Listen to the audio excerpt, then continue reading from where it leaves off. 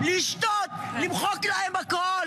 לא מים, לא חשמל, לא אוכל, לרסס אותם באוויר. אני לא יכולה לדבר איתך, מר ביבי נתניהו. די! אין לנו כוחות לסבל הזה. מה קורה פה במדינה? מה? אני רוצה את הילד שלי. אני רוצה שתעזרו לי למצוא את הילד. איך קוראים לו? עוז עזרא בן רחל והחברה שלו עוז בן 24 והחברה שלו בת 23, קוראים לה נעמי.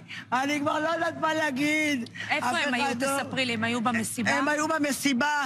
אתמול בשעה 6:45 הוא התקשר לבת שלי בווידאו, הוא אומר לה, אני פגוע ביד, פצוע, יש פה ירי, מחבלים, יש לי ירייה ביד ובחזה.